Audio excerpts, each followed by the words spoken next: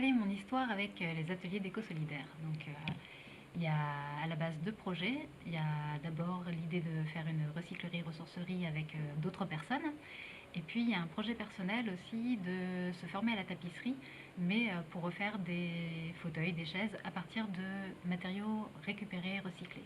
Donc j'avais l'occasion de venir à Bordeaux, j'ai tapé sur Google et voilà, le premier qui est sorti, c'était justement les ateliers d'éco-solidaire et ça tombait bien parce qu'ils proposaient aussi à des personnes de venir faire un stage d'observation. Donc j'ai la chance de pouvoir faire un stage d'observation ici pendant 15 jours pour à la fois voir le métier de tapissier et à la fois voir l'ensemble des activités de la ressourcerie. Voilà. Oui, je m'intéressais déjà beaucoup aux déchets, c'est une histoire de longue date. Et donc l'idée de monter une recyclerie-ressourcerie, c'est pas nouveau, c'est un projet qui était là depuis de nombreuses années. Donc la vie des déchets, oui, c'est quelque chose de quotidien pour moi, donc c'est, c'est une longue histoire. Alors, ma présence aux ateliers d'éco-solidaire, elle n'a pas vraiment modifié ma façon de voir les déchets. Ça a juste conforté l'idée que tout était possible et que j'avais tout à fait ma place dans ce projet. Et ça lui donne encore plus de corps et encore plus d'envie, en fait. Enfin, de voir autant de choses qui se fabriquent ici. C'est une émulsion et ça concrétise vraiment toutes les idées qu'on peut avoir et ça donne, c'est juste une marmite de créativité et ça légitime vraiment tous les projets. Voilà. Dans ma pratique au quotidien, est-ce que je pense mettre en place d'autres actions? Ben, je pense continuer déjà que je pratique déjà, puisqu'à la maison, voilà, le tri sélectif, c'est devenu une habitude. Je pense pas en faire plus que ce que je faisais déjà avant. Par contre, je vais peut-être les faire mieux et peut-être avec un peu plus de professionnalisme aussi. C'est vrai qu'on a tendance à pas mal bricoler à la maison et là on apprend vraiment des techniques qui sont plus professionnelles et c'est vrai que ça donne aussi une volonté plus d'exigence et de faire les choses bien finies et bien propres et belles. Voilà. Est-ce que je parle à mon entourage de ce que je vis ici? Bah oui, forcément. Après, c'est soit des gens qui me connaissent déjà, qui connaissent déjà mes actions, ou mon entourage qui est déjà convaincu aussi par la réduction des déchets. Donc, je ne sais pas si ça a vraiment un impact, mais oui, forcément, oui, on partage quand on a des choses comme ça qui se passent. On a envie de les diffuser autour de soi. Après, donc, est-ce que ça m'a apporté quelque chose à titre professionnel ou personnel? Oui, bien sûr, puisque j'ai eu la chance d'intégrer cette association pendant 15 jours, donc c'est une vraie immersion.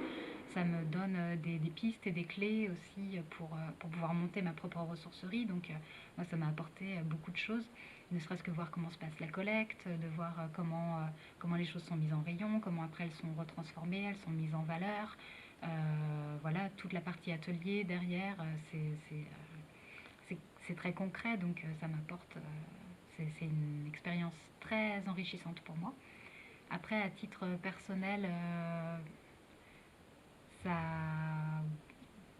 oui, on peut dire oui. C'est humainement aussi, c'est des belles rencontres aussi, parce qu'ici il y a une alchimie, des choses qui se passent aussi dans les équipes. Il y a quelque chose de très beau qui se passe. Et puis je crois que c'est déjà pas mal. Alors, selon moi, l'utilité sociale de la réduction des déchets, enfin de la réutilisation des déchets, c'est que ça profite à tout le monde. Déjà, à quoi ça sert? Ça sert à ce qu'il y ait moins de déchets qui soient enfouis ou incinérés, souvent dans des conditions en plus avec des cols, avec voilà, tout plein de produits qui se retrouvent dans la terre, enfin dans des conditions un peu exécrables. Donc si on peut les réutiliser, c'est mieux. En plus, socialement, ça permet aussi à tout le monde de se fournir et d'avoir des choses plus jolies qu'en magasin quand on les achète tout neufs et à des coûts souvent plus avantageux. Et puis, quel effet positif ça produit sur la société? Ça donne aussi envie de faire les choses soi-même.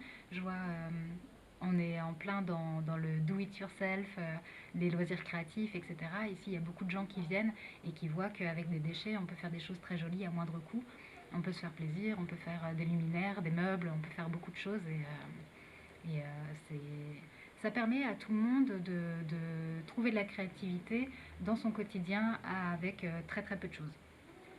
Comment améliorer la vie des déchets? C'est déjà d'essayer d'en produire le moins possible. Prendre des choses en vrac ou des choses comme ça, c'est déjà en avoir moins, ce serait déjà l'idéal. Mais ensuite, quand les déchets sont là et qu'ils existent, ben, le mieux, je pense, c'est justement d'avoir des initiatives comme celle-ci, de pouvoir faire recréer des choses à partir des déchets.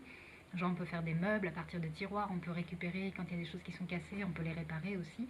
Et puis voilà, essaimer des idées comme ça et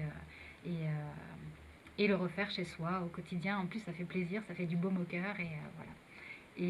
Ici, c'est dommage, c'est juste une petite goutte dans l'océan quand on voit par rapport à tout ce qui est enfoui ou tout ce qui est jeté. Et alors qu'on voit qu'ici, c'est justement une mine de trésors, quand on voit toutes les possibilités qui sont possibles de faire, voilà, ça donne matière à réfléchir.